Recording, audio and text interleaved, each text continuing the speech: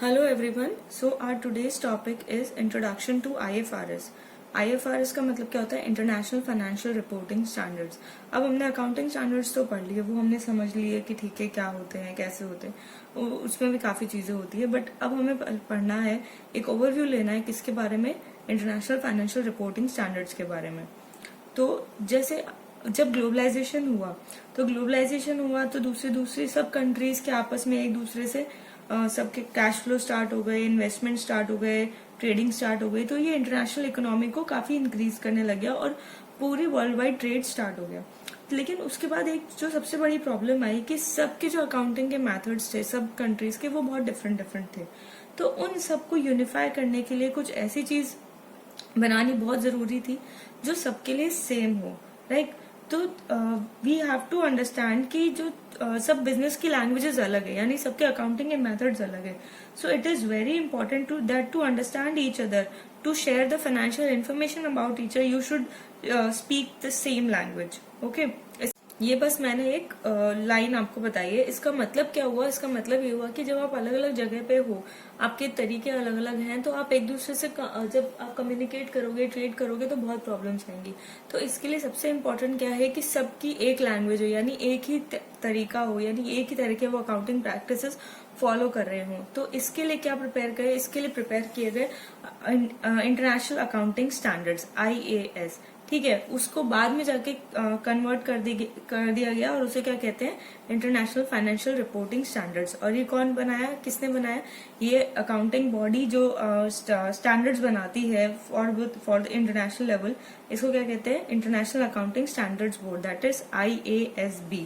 ठीक है. जो IASB है वो इश्यू करती है IFRS को हम बहुत सिंपली ये भी कह सकते हैं इंटरनेशनल अकाउंटिंग स्टैंडर्ड्स. ठीक है. तो जो IFRS है वो एक रूल बेस्ड है. इनके प्रॉपरली स्टेटेड प्रिंसिपल्स है. ये थोड़े से रिजिड है रिलेटेड टू हमारे जो इंडियन अकाउंटिंग स्टैंडर्ड्स है. राइट. बिकॉज इनको काफी कंट्रीज को या बहुत सारे डिफरेंट चीजों को यूनिफाई करना होता है. तो ऑब्जेक्टिव क्या रहा IASB का? इंटरनेशनल अकाउंटिंग स्टैंडर्ड्स बनाने के लिए, यानी IFRS बनाने के लिए हम एक रीड ले लेते हैं. To develop a unified, comparable, enforceable, globally transparent standards to help people in different markets of the world and users of information to make economic decisions.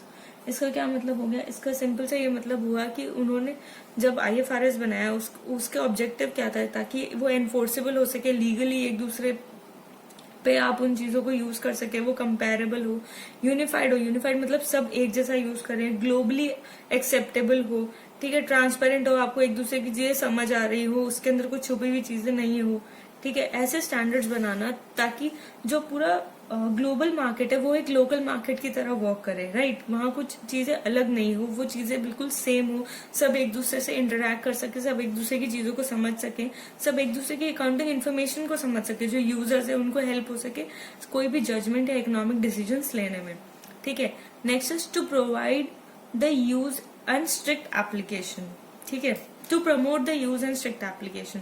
तो IASB का दूसरा ऑब्जेक्टिव क्या था कि जो हमने IFRS उन्होंने बना तो दी है, ठीक है, लेकिन अब उनको यूज भी तो करना है. तो इसलिए उनको प्रॉपरली यूज करना और उनका स्ट्रिक्ट एप्लीकेशन, उनको बिल्कुल रिजिड तरीके से सबको फॉलो करना बहुत जरूरी हो गया. उनको उसका स्ट्रिक्ट एप्लीकेशन बहुत जरूरी हो गया. तो इस चीज को भी IASB को प्रमोट करना बहुत जरूरी था. क्योंकि अगर उन्होंने बना दिए, लेकिन कोई भी जो कंपनी है, कोई भी एंटिटी है, वो कोई भी चेंज नहीं चाहता. तो जब तक उसका एक स्ट्रिक्ट एप्लीकेशन नहीं होगा, जब तक स्ट्रिक्टली उन पर नहीं कहा जाएगा कि आपको ये चीज फॉलो करनी बहुत जरूरी है, तब तक जनरली कोई भी चेंज को फॉलो नहीं करता. सब रेजिस्टेंस होते चेंज के लिए. ठीक है. तो इसके लिए एक स्ट्रिक्ट एप्लीकेशन भी बहुत जरूरी थी, जो IASB का एक और ऑब्जेक्टिव था. ठीक है. Also the next objective is taking account the needs of small and medium sizes enterprises. अब इंटरनेशनल अकाउंटिंग स्टैंडर्ड्स है, पर इसका मतलब ये थोड़ी है कि स्मॉल और मीडियम एंटरप्राइजेस जो है वो इसको मैनेज नहीं कर सकती. क्योंकि जो इकोनॉमिक्स है, लाइक जब बिजनेस बढ़ रहा है, मार्केट बढ़ रहा है, तो जो स्मॉल एंटरप्राइज है वो कभी मीडियम भी हो सकता है, और जो मीडियम है वो लार्ज भी होगा, और वो ग्लोबली भी जाएगा. ठीक है. तो जब वो ग्लोबली जाएगा तो अगेन उसको सेम प्रॉब्लम आएगी. तो इसलिए उनको ये भी जरूरी है कि जो स्मॉल और मीडियम एंटरप्राइज है वो स्टार्टिंग से ही उस लेवल पे काम करें और उस तरीके से अपने अकाउंट्स मैनेज करना स्टार्ट कर दे, क्योंकि वो ग्लोबल जाना चाहते हैं. ठीक है, तो उनके लिए ये भी एक बहुत बड़ा चैलेंज था जिनको उन्होंने IASB का जो ऑब्जेक्टिव था कि ये चीज उनको होनी चाहिए, तो ये भी एक बहुत बड़ा चैलेंज था जिनको उन्होंने ध्यान में रखा है। ठीक है, next is to bring solutions for difference in IFRS and AS। अब जैसे इंडियन अकाउंटिंग स्टैंडर्ड्स है अब उस और इंटरनेशनल फाइनेंशियल रिपोर्टिंग स्टैंडर्ड्स है, दोनों में हर चीज बिल्कुल सेम नहीं है, कुछ कुछ डिफरेंसेस भी है। तो उनके लिए सोल्यूशंस निकालना कि सब कंट्रीज में अपने अपने कुछ स्टैंडर्ड्स भी होंगे और IFRS जो है वो तो ग्लोबली एप्लीकेबल है। ठीक है, तो उसके लिए भी सोल्यूशंस निकालना कि हाई क्वालिटी सोल्यूशन निकालना कि जो नेशनल अकाउंटिंग स्टैंडर्ड्स है और जो IFRS है वो एक दूसरे के साथ मिलके और एक प्रॉपर अकाउंटिंग स्टार्ट हो पाए। अब नेक्स्ट जो है हमारा टॉपिक वो है IASC और SIC। IASC क्या है? इंटरनेशनल अकाउंटिंग स्टैंडर्ड्स कमेटी, और SIC क्या है? Standing interpretation committee. IASC जो है वो उस सबसे पहले IASB नहीं था, इंटरनेशनल अकाउंटिंग स्टैंडर्ड्स बोर्ड नहीं था, इसके पहले था इंटरनेशनल अकाउंटिंग स्टैंडर्ड्स कमेटी, जो बाद में चेंज होके IASB बन गया। ठीक है, तो जो IASC है, ठीक है, उसने क्या इशू किया? International accounting standards. ठीक है, और इनकी जो डिस्क्रिप्शन है इंटरनेशनल अकाउंटिंग स्टैंडर्ड्स की, कुछ इंटरप्रिटेशन को डिस्क्रिप्शन है, वो कौन इशू करता था? वो करता था ISC। इसके अंदर जो भी अकाउंटिंग स्टैंडर्ड होता था उसको प्रॉपरली इंटरप्रिटेट करके प्रॉपरली डिस्क्राइब करके इशू किया जाता था। ठीक है, तो इसका SIC का फुल फॉर्म क्या है? Standing interpretation committee. ओके, तो ये जो है SIC वो इंटरप्रिटेटिव बॉडी थी किसकी? IASC की, यानी इंटरनेशनल अकाउंटिंग स्टैंडर्ड्स कमेटी की। तो जब ये चीजें चेंज हो गई, जब IASB आ गया और IFRS आ गए, ठीक है, तो क्या हो गया? जो IASB यानी इंटरनेशनल अकाउंटिंग स्टैंडर्ड्स बोर्ड जो है उसने क्या इशू किए? उसने इशू किए इंटरनेशनल फाइनेंशियल रिपोर्टिंग स्टैंडर्ड्स। और इन द सेम वे जैसे SIC जो इंटरप्रिटेटिव बॉडी थी, अब IFRIC यानी इसका फुल फॉर्म क्या हो गया? Financial reporting interpretations committee. ठीक है, international financial reporting interpretations committee ये क्या इशू करती थी? ये इंटरप्रिटेशंस इशू करती थी किसके लिए? IFRS के लिए। ओके, तो ये बहुत दोनों एक पहले वाली चीज है और एक बाद वाली चीज है, तो इनको थोड़ा सा हमें ध्यान में रखना थोड़ा जरूरी है, क्योंकि थ्योरी में कभी भी ऐसे छोटे छोटे क्वेश्चंस आ सकते हैं। अब हम देखेंगे assumptions in international financial reporting standards. First is accrual assumption. Accrual assumption में क्या होता है कि जो भी ट्रांजैक्शन है वो हम कब रिकॉर्ड करते हैं? जब वो अकर होता है, ना कि जब वो सेटल होता है। राइट, जैसे आज हमने किसी चीज का पेमेंट करना है, आज हमने कुछ खरीदा है, भले हमने आज उसको पेमेंट नहीं किया, हम सेटलमेंट करेंगे बाद में, लेकिन हम उसको रिकॉर्ड कब करेंगे? आज की डेट पे, क्योंकि वो आज अकर हुआ है। Next is going concern assumption. Going concern assumption का मतलब है कि जो हमारा बिजनेस है वो इन्फिनिट पीरियड के लिए चलेगा, वो इन द नियर फ्यूचर कभी भी हमारे बंद करने के कोई चांसेस नहीं, जो उसके ऑपरेशन है वो इन्फिनिट पीरियड के लिए कंटिन्यू होंगे। Third is measuring unit assumption. Measuring unit assumption का मतलब है वो कि उसकी परचेजिंग पावर को, वो करंट परचेजिंग पावर को मेजर करता है। जैसे असेट जो है उसको करंट वैल्यू पे यानी फेयर वैल्यू पे बैलेंस शीट में शो किया जाए, ऐसे। ठीक है, तो उसे हम कहते हैं कि जो measuring unit of for valuation of capital is the current purchasing power. जैसे असेट है वो आज उसकी वैल्यू क्या है, हम उस फेयर वैल्यू पे उसको बैलेंस शीट में शो करेंगे। Next is constant purchasing power assumption. जैसे value of capital should be adjusted to inflation at the end of FY। जो कैपिटल है उसकी जो भी वैल्यू है, तो इकोनॉमी के अंदर कुछ ना कुछ इन्फ्लेशन आता ही है हर साल। ठीक है, जैसे आज कोई चीज अगर 100 रुपीज की है तो eight the end of FY वो हो सकता है कि 110 रुपीज की हो। तो जो इकोनॉमी के अंदर जो चेंज आया, जो इन्फ्लेशन आया, तो उसको शो करने के लिए हमारी बुक्स ऑफ अकाउंट्स के अंदर तो जो वैल्यूएशन करेंगे हम, तो eight the end of the financial year उसके अंदर उस इन्फ्लेशन का इफेक्ट दिखा के ही हम वैल्यूएशन करेंगे। So now we are getting ahead with IFRS based financial statements. ठीक है, ऐसे फाइनेंशियल स्टेटमेंट जो IFRS पे बेस्ड होते हैं उसमें क्या क्या चीजें होती है? First is statement of financial position, next is statement of comprehensive income, next is statement of changes in equity, statement of cash flows and notes and significant accounting policies. तो अब हम देखेंगे स्टेटमेंट ऑफ फाइनेंशियल पोजीशन, यानी एक तरीके से जो हम बैलेंस शीट कहते हैं हमारी, उसके अंदर क्या क्या चीजें आती है? असेट्स, ओके जो भी एंटरप्राइजेस का कंट्रोल होती है हमने समझा आराम से। लायबिलिटीज और इक्विटी, इक्विटी हो जाती है हमारी कैपिटल, लायबिलिटीज हो जाती है जो हमें ऑब्लिगेशंस पे करने हैं, ठीक है, यानी जो आउटफ्लो ऑफ द रिसोर्सेज होने वाला है उसे हम कहते हैं लायबिलिटीज। इक्विटी हो जाती है जो हमारी कैपिटल होती है, जो शेयर होल्डर्स इक्विटी भी कहते हैं जिसको, ठीक है। Next is statement of comprehensive income. इसके अंदर दो इनकम स्टेटमेंट्स बनाए जाते हैं, एक होता है इनकम स्टेटमेंट, एक होता है income statement of comprehensive income, ठीक है। इन दोनों को बनाते हैं पहले, ठीक है, फिर इसके बाद इनको रिकनसाइल किया जाता है, यानी इनके चीज़ों को मैच किया जाता है। इनकम स्टेटमेंट का जो इनकम और प्रॉफिट है वो कॉम्प्रिहेंसिव इनकम के इनकम और प्रॉफिट से मैच करता है विथ कॉम्प्रिहेंसिव इनकम, ठीक है।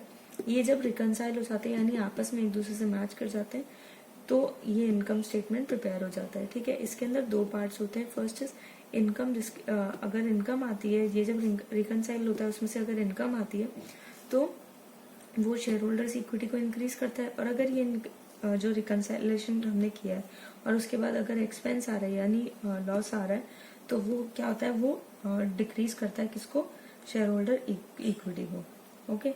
रेवेन्यू और एक्सपेंस इन दोनों को बैलेंस करके इनकम या लॉस या प्रॉफिट निकाला जाता है, ठीक है।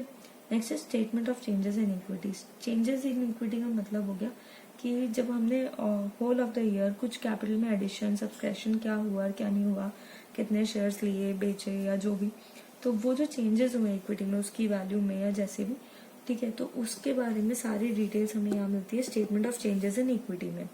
और नेक्स्ट है स्टेटमेंट ऑफ कैश फ्लो। जितना भी कैश फ्लो हुआ है एंटिटी के अंदर, वो कैश आया है, कैश गया है, कहीं पेमेंट किया है, जो भी है ना, कहीं से पेमेंट आया है, तो वो सारे किस में आ जाएगा, स्टेटमेंट ऑफ कैश फ्लोज। और लास्ट है notes and significant accounting policies, यानी नोट्स यानी कुछ चीजें हमने जब पढ़ी है तो हमें पता है कि उसके अंदर नोट्स टू अकाउंट्स फॉलो करने होते हैं। नोट्स मैं कहती हूँ ऐसा कि नोट्स टू अकाउंट में लिखना होता है, तो वैसे ही एक और स्टेटमेंट बनता है जिसमें नोट्स लिखने होते हैं और कुछ पॉलिसीज जिसमें अल्टरनेटिव प्रैक्टिसेस वगैरह होती है उनके बारे में लिखना होता है कि हम क्या चीज फॉलो करेंगे, या कुछ मटेरियल इन्फॉर्मेशन जो बतानी होती है वो चीजें हैं in notes and significant accounting policies वाले स्टेटमेंट में लिखी जाती है। जो नेक्स्ट टॉपिक है वो है measurement of elements in IFRS. तो आईएफआरएस के अंदर हम तीन तरीके से कोई भी एलिमेंट्स का मेजर कर सकते हैं, यानी बैलेंस शीट में उनकी वैल्यू किस बेसिस पे हम शो करेंगे। अगर हम फर्स्ट लेते हैं वो है हिस्टोरिकल कॉस्ट। हिस्टोरिकल कॉस्ट के अंदर असेट्स को किस चीज पे वैल्यू करेंगे, कैश या कैश इक्विवेलेंट जो आपने पे किया है, या फिर अगर कंसिडरेशन पे किया है कुछ यानी एक्सचेंज में कुछ दिया है तो उसकी fair value at the time of acquisition of the asset, यानी जब हमने असेट खरीदी थी और उसके बदले में जो भी हमने कंसिडरेशन दिया था उसकी फेयर वैल्यू उस दिन क्या थी, उस वैल्यू पे, ठीक है। तो यानी जिस दिन हमने असेट अक्वायर किया उस दिन अगर हमने कुछ पेमेंट किया तो उसकी वैल्यू, या फिर हमने किसी चीज के एक्सचेंज में या कोई कंसिडरेशन में लिया है तो उसकी फेयर वैल्यू, इन दोनों में से जो भी चीज हमारे पे एप्लीकेबल है उसके बेसिस पे हमने असेट्स को वैल्यू करेंगे। और लायबिलिटीज को किससे वैल्यू करेंगे, लायबिलिटीज को वैल्यू करेंगे जो अमाउंट रिसीव हुआ है उस वैल्यू पे, ठीक है। नेक्स्ट इज अगर हम करंट कॉस्ट की वैल्यू पे हमारे असेट्स और लायबिलिटीज को वैल्यू करते हैं तो कैसे होता है। असेट्स के लिए कैश या cash equivalent that have to be paid if acquired currently, यानी अगर अभी हम खरीदेंगे वो असेट तब जितनी हमारे को वैल्यू पे करनी पड़ेगी तो उस वैल्यू पे हमें उस असेट को वैल्यू करना होगा। और लायबिलिटीज को undiscounted value required to settle, यानी आज अगर हम उस लायबिलिटी को सेटल करना चाहते हैं तो हमें कितना उसको पेमेंट देना पड़ेगा अनडिस्काउंटेड, यानी पास्ट के हिसाब से नहीं, प्रेजेंट के हिसाब से after adding the interest and everything, ठीक है। तो जो भी डिस्काउंटिंग रेट वगैरह होती है वो आपको आगे किसी न किसी चैप्टर में आ जाएगा कि कैसे डिस्काउंटिंग करी जाती है। तो अनडिस्काउंटेड वैल्यू पे उस लायबिलिटी को हम शो करेंगे, ठीक है। Next is realisable value method.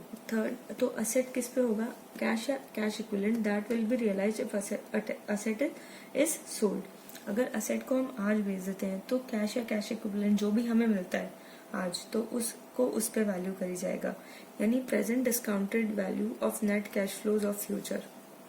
Next जो दूसरा तरीका है वो है अगर फ्यूचर में उसके क्या कैश फ्लोज आने वाले हैं और उसकी क्या डिस्काउंटिंग वैल्यू है उसको डिस्काउंट करके जो आज की वैल्यू यानी जो प्रेजेंट वैल्यू निकलती है उससे उसके कैश फ्लो से उस वैल्यू पे, ठीक है। या तो हम उसको सेल करेंगे उस वैल्यू पे या फिर जो प्रेजेंट डिस्काउंटेड वैल्यू आएगी उस पे। लायबिलिटीज को हम प्रेजेंट डिस्काउंटेड वैल्यू पे शो करेंगे, यानी जो लायबिलिटीज जो हमने अक्वायर करी है उससे जो फ्यूचर कैश आउटफ्लोज होने वाले हैं, ठीक है। जैसे आज हम 1000 रुपीज पे करेंगे, उसमें कुछ इंटरेस्ट होगा, कुछ प्रिंसिपल होगा, फिर नेक्स्ट ईयर कुछ और पे करेंगे, उसके अंदर कुछ और इंटरेस्ट और प्रिंसिपल होगा। तो ऐसे उसको जब डिस्काउंट करके उसको प्रेजेंट वैल्यू पे लाया जाता है, तो जो उसकी वैल्यू होती है वो लायबिलिटीज की हम वैल्यू लेंगे। In which method? In realisable value method. अब जो हमारा नेक्स्ट टॉपिक है वो है difference between IFRS and Indian GAAP. IFRS क्या हो गया? हमारे इंटरनेशनल फाइनेंशियल रिपोर्टिंग स्टैंडर्ड्स, है ना। और इंडियन गैप क्या हो गया? यानी Indian generally accepted accounting principles, वो हमारे क्या हो गए? अकाउंटिंग स्टैंडर्ड्स, ठीक है। तो जो IFRS है वो एक प्रिंसिपल बेस्ड है, उनके एक प्रॉपर प्रिंसिपल है, वो उसी तरीके से काम करते हैं। लेकिन जो हमारे अकाउंटिंग स्टैंडर्ड्स है वो रूल बेस्ड है, इसमें कुछ रूल्स एंड रेगुलेशंस बना रखे हैं, आपको उसी चीज पे काम करना है। IFRS पे जनरली हम किस चीज पे वैल्यू करते हैं? फेयर वैल्यू पे, ठीक है, कोई भी एसेट या लायबिलिटीज को। लेकिन जो इंडियन गैप है, इंडियन अकाउंटिंग स्टैंडर्ड्स है, उनके हिसाब से हम हर एक चीज को किस पे वैल्यू करते हैं? वो हम करते हैं हिस्टोरिकल कॉस्ट मेथड पे, ठीक है। As there are lots of other areas of differences, Indian AS are introduced to converge IFRS with AS, ठीक है। इंड AS करके कुछ नए अकाउंटिंग स्टैंडर्ड्स आए हैं, तो वो किस लिए आए हैं? ताकि जो अकाउंटिंग इंडियन अकाउंटिंग स्टैंडर्ड्स है उनको कन्वर्ज किया जाए, किसके साथ? इंटरनेशनल फाइनेंशियल रिपोर्टिंग स्टैंडर्ड्स के साथ, ठीक है। Entities are not required to be migrated to Ind AS, they can voluntarily use it. ये स्ट्रिक्टली अभी नहीं किया गया है कि एंटिटीज आर नॉट रिक्वायर्ड, यानी ये बहुत स्ट्रिक्टली नहीं किया गया है। अगर वो चाहते हैं voluntarily, if they want they can migrate, यानी वो अपने अकाउंटिंग स्टैंडर्ड्स जो सिर्फ इंडियन अकाउंटिंग स्टैंडर्ड्स पे थे, वो अगर वो चाहें तो वो इंड AS यानी जो IFRS और अकाउंटिंग स्टैंडर्ड्स का कॉन्वर्स है, ताकि वो ग्लोबली जा सके इन चीज़ों को लेकर। अगर वो चाहे तो उस पर जा सकते हैं अभी। Okay, thank you.